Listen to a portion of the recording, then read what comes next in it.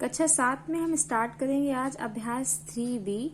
और अभ्यास 3B में दो फॉर्मूलाज पहले देख लेते हैं हम। तो हमारा पहला फॉर्मूला है समांतर माध्य का, जो हम एक्सरसाइज पढ़ेंगे उसमें समांतर माध्य निकालना होगा। और समांतर माध्य में जो पहला फॉर्मूला है वो है हमारा जब बारंबारता ना हो।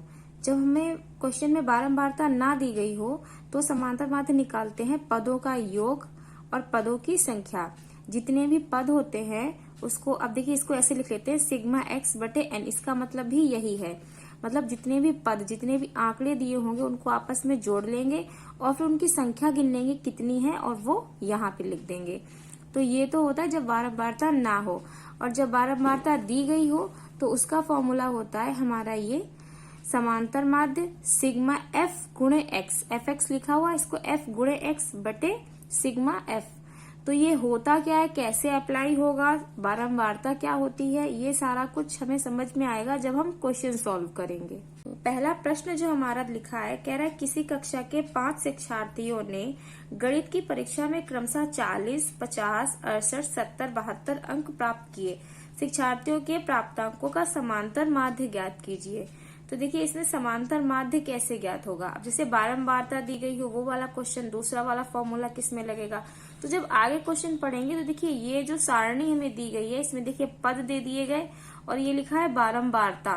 तो ये बारंबारता दे दी गई, तो इसमें जो हमारा फर्स्ट वाला फॉर्मूला था वो नहीं लगेगा, सेकंड वाला लगेगा। वैसे ही इसमें देखिए बारंबारता दी गई है, लेकिन जो हमारी ये दो क्वेश्चन दिए गए हैं इसमें बारंबारता नहीं दी गई है। तो इनमें फर्स्ट वाला लगेगा फॉर्मूला और नीचे के दोनों में सेकंड वाला फॉर्मूला लगेगा।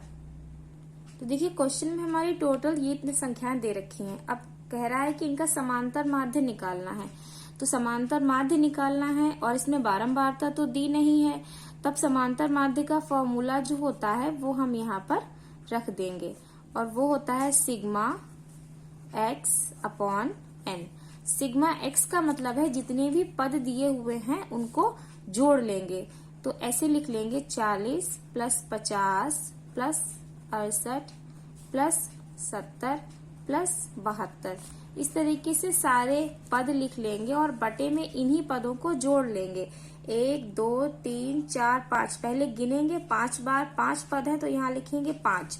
अब ऊपर के पद जोड़ लेंगे और उनको 5 से भाग कर देंगे। तो जब जोड़ेंगे तब संख्या आएगी हमारी, संख्याएं जोड़ेंगे तो 300 आएगा बटे में 5। अब जब हम हल करेंगे तो 5 छक्का 30 और 0, तो हमारा जो समांतर माध्य आया वो आया हमारा 60। ये हो गया हमारा आंसर। इसी तरीके से सेकंड वाला भी लगेगा। सेकंड क्वेश्चन हमारा कह रहा है किसी फैक्ट्री के 15 मजदूरों की प्रतिदिन की मजदूरी क्रमशः इतनी दी गई है।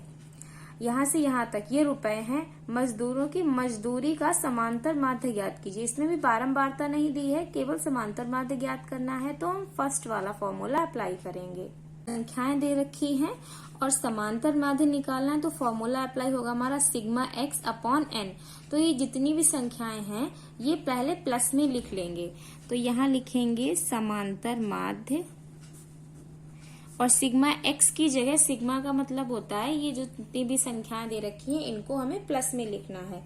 तो जब प्लस में लिखेंगे तो ये हो जाएगा 70 प्लस 110। इसी तरीके से सारी संख्याएं प्लस में लिख ली जाएंगी।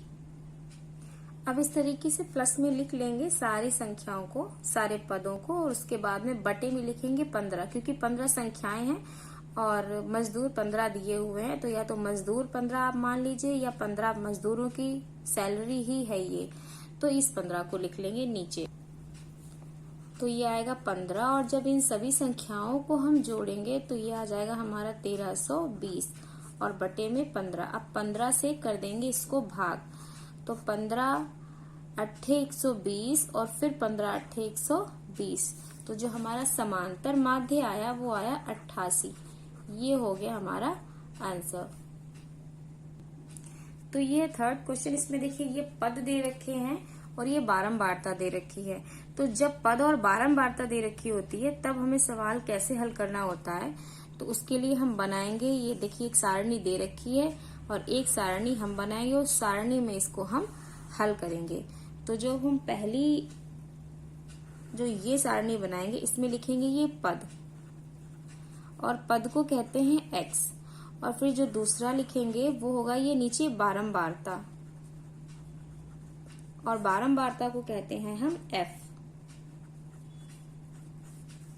उसके बाद हम एक और ये जो सारणी बची हुई है इसमें लिखेंगे पद गुणे बारंबारता, क्योंकि जो हमारा फॉर्मूला है उसमें fx निकालना है। तो पद हो गया x और गुणे ये हो गया f, तो ये हमारा आ जाएगा fx।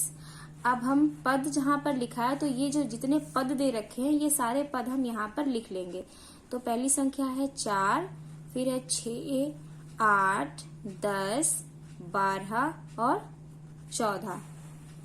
ये हमारे आगे सारे पद।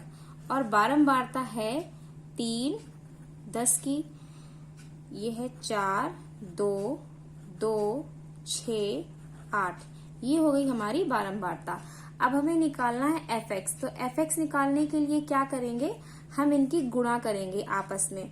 ये है x, ये है f, तो आपस में गुणा ही तो होगी, बीच में गुणा लगा हुआ है। तो 4 तियां ये हो जाएगा हमारा 12, 6 चौक 24। इस तरीके से सभी की गुणा कर लेंगे और fx निकाल लेंगे।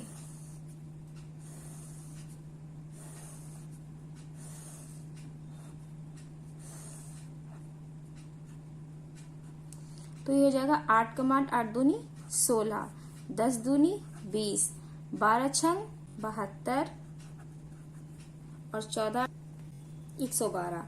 अब क्या करना है, अब हम देखेंगे फॉर्मूला। देखिए जब बारंबारता दी जाती है तब समांतर माध्य का फॉर्मूला हमारा होता है सिग्मा fx। मतलब जो fx होता है, जो fx हमने निकाला, fx हमने क्या निकाला, ये fx हमारा ये है, यही तो आई गुणा x और f की गुणा करेंगे तो x f लिख लीजिए या fx लिख लीजिए। तो ये हमारा आया fx। अब fx जितना आया है, सिग्मा का मतलब है जोड़, इसका जोड़ लिखना है। और जो सिग्मा f आया है तो सिग्मा f क्या है, ये है सिग्मा f मतलब बारंबारता। तो इसकी बारंबारता मतलब इसको जोड़ना है f को, और fx को जोड़ना है। इन दोनों सारणी को जोड़ना है और जोड़ के जितना आएगा उतना यहाँ लिखना है और फिर हल करना है इसको। तो जो हम नीचे यहाँ पर लिख लेंगे, ये हम लिख लेंगे एक बॉक्स इस तरीके से बनाएंगे और यहाँ पर लिख लेंगे सिग्मा f मतलब इस पूरी सारणी का जोड़। और फिर यहाँ लिख लेंगे हम सिग्मा fx मतलब इसका पूरा जोड़। अब दोनों का जोड़ पहले निकालेंगे। तो ये जब संख्याएं सारी जोड़ेंगे तो ये आएंगी 25, और यहाँ पर जब ये सारी संख्याएं जोड़ेंगे तो ये आएंगी 256। अब ये फॉर्मूला जो हमारा दिया गया है इसके हिसाब से जब हम रखेंगे सारी संख्याओं को, तो देखिए सिग्मा fx हमारा 256 है तो लिखेंगे 256, और बटे सिग्मा f कितना है हमारा 25, तो यहाँ लिख देंगे 25। अब 25 से 56 को हम काटेंगे तो कितना आएगा हमारा, तो जब हम इसको काटेंगे तो ये पूरा आ जाएगा। 25 से 256 काटेंगे तो ये पूरा कट जाएगा हमारा 10.24। ये हमारा आ गया इसका उत्तर। तो देखिए क्वेश्चन नंबर जो 4 है हमारा, इसमें भी ये सारणी दी हुई है। इसमें शिक्षार्थियों की ऊंचाई दे रखी है सेंटीमीटर में और ये बारंबारता दे रखी है। तो जब भी बारंबारता दी जाती है तब हम सारणी इस तरीके से सारणी दी हुई होती है और उसको सारणी बनाकर ही हल करते हैं। तो जो बारंबारता दी हुई थी उसके हिसाब से हमने वो सारणी यहाँ पर बना ली है। तो देखिए शिक्षार्थियों की ऊंचाई दे रखी थी, ये इस तरीके से लिख ली है। बारंबारता है तो बारंबारता लिख लेंगे और फिर इस ऊंचाई को बारंबारता से गुणा करके यहाँ पर इस बॉक्स में लिख देंगे।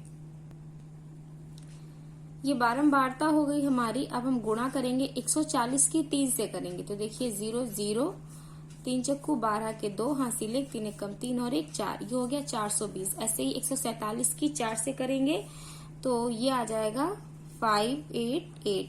ऐसे ही करेंगे 148 की 5 से तो ये आ जाएगा 740। फिर करेंगे 149 की 6 से तो ये आ जाएगी हमारी 894।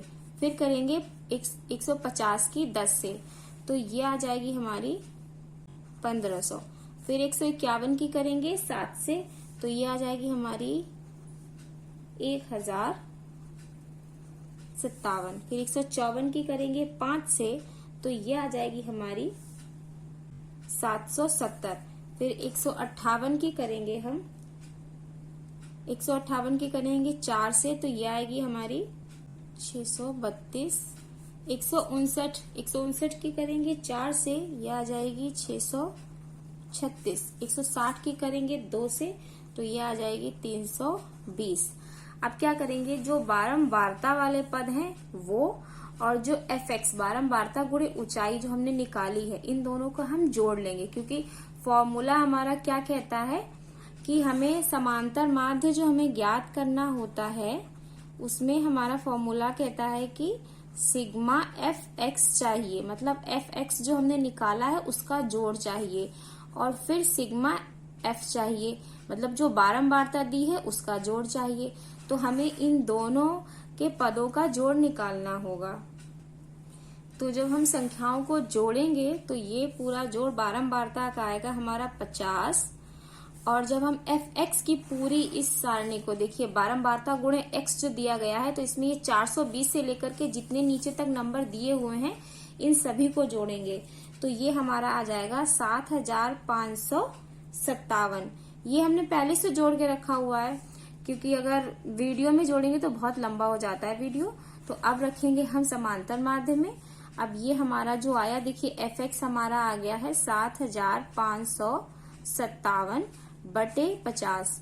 अब हम 50 से इसको भाग कर देंगे, तो जो हमारा उत्तर आएगा, आप भाग दे के देख लीजिएगा खुद से, और जोड़ के भी देख लीजिएगा। तो ये जो हमारा उत्तर आएगा वो आएगा 151.14। ये हमारा हो जाएगा आंसर, और ये आ गया हमारा सेंटीमीटर में। तो ये एक्सरसाइज यहाँ पर कंप्लीट हो गई।